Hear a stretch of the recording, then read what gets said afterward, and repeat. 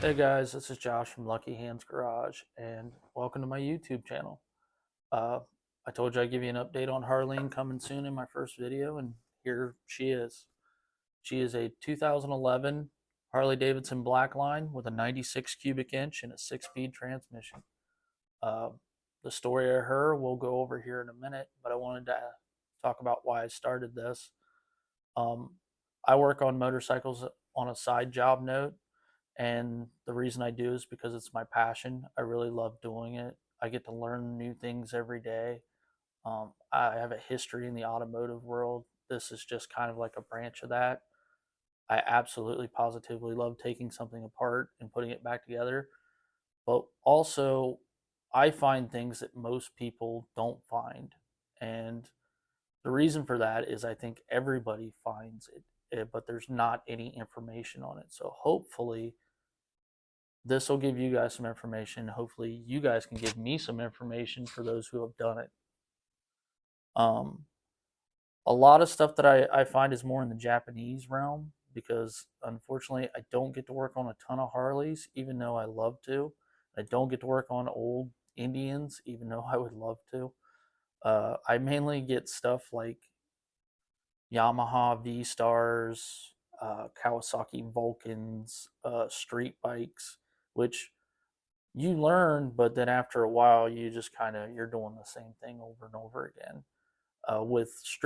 With cruisers, it's kind of cool because like everybody builds them a little bit different, and you get to see where some manufacturers went wrong and made corrections, and some manufacturers just got it right out of the park. So hopefully, this channel will help me grow, and maybe you guys can get something from it too. But this is Harleen. This is a 2011 Harley Davidson Blackline.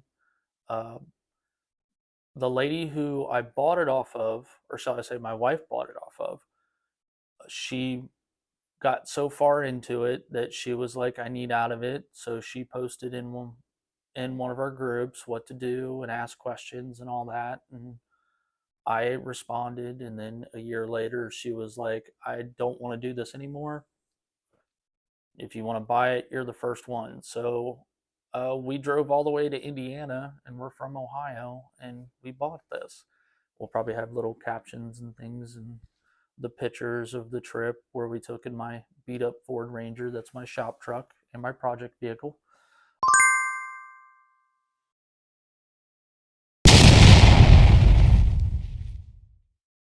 Um, and I think everybody can relate that if you work on cars or motorcycles, you have project vehicles, tons of them, and they're always half done, and you don't care as long as you can ride or drive them.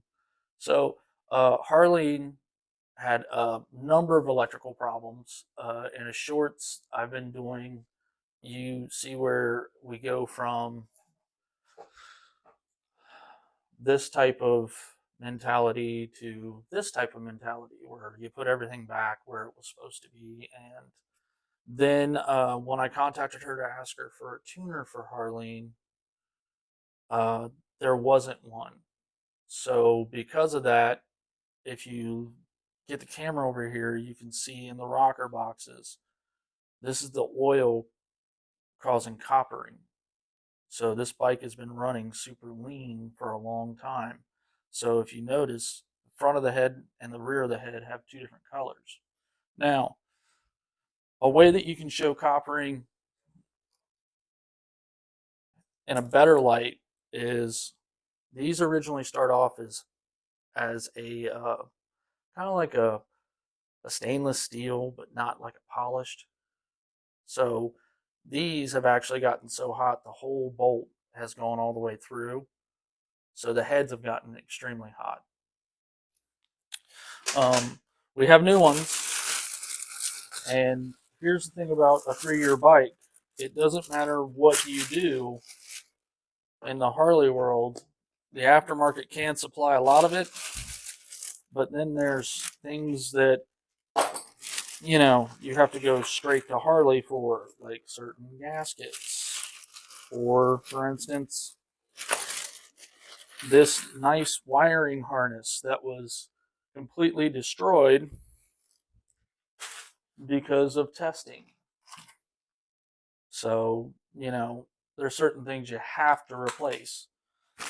Luckily, she didn't do anything to the fuel pump. But what I wanted to get to were particularly these bolts, because you know what? We didn't buy them because I remember that we're going with an aftermarket breeder, which comes with it. So, yeah, these shouldn't actually be these colors unless they're from 2007, where all of these were cast in a weird bronze color, which is a lot darker than this. And I have no idea why Harley did that.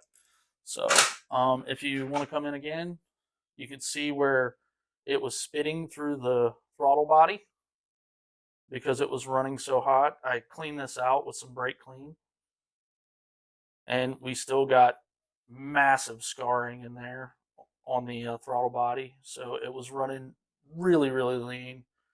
We took the rocker boxes off, and we found the dreaded front rocker is loose, like on all Harleys. But then on the back one, yeah, same issue, which shouldn't have happened. So that tells me that the head got hot. Now it's not seeping from the head gaskets, which is good. And when we had it running, we only had 2 gallons of gas in it, and we let it run all the way out.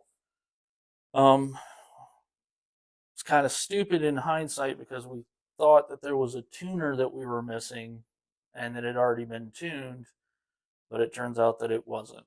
So Um, there's really not much to tell on this. The actual reason why this bike stopped running in the first place was it's got a security system in it, and the code that came up was a security code, so it was locked in security.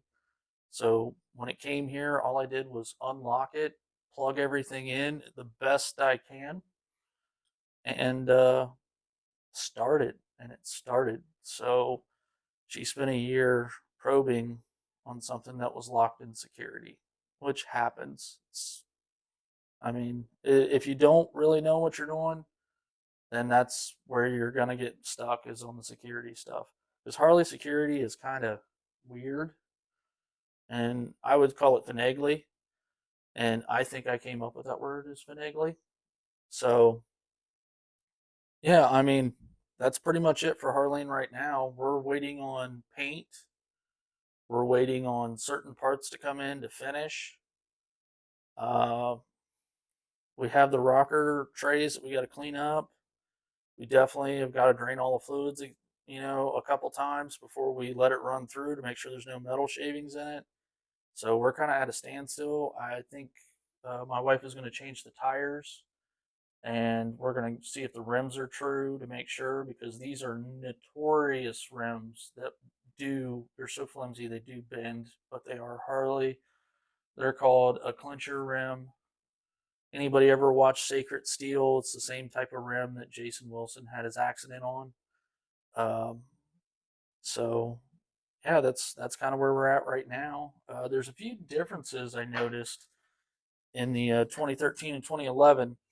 So in the 2013, this bracket is the under housing for the fender. So basically, it's the framing for the fender to keep it rigid. Uh, on the 2013, it's just these. But on this one, because it has a back plate that hangs off the fender, it actually extends all the way out, which was it's different. I guess they did it for both the European and the American in 2011. So since she wanted a side mounted plate, we cut it. So we're gonna go from this to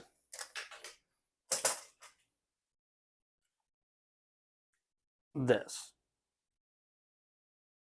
And the reason for it is her first motorcycle had a top mounted fender mounted plate with a tail light that we called a cat's eye. And she would constantly kick the shit out of the cat's eye. And then eventually the bracket broke off, and then we had to modify it. And that was actually the very first project I ever worked on in 2016, and it was my introduction into motorcycles. So, yeah, there's a long way with this project. I'm going to make a playlist of everything, and probably they won't be so long, and I probably won't be talking through them. Um, we have other projects too.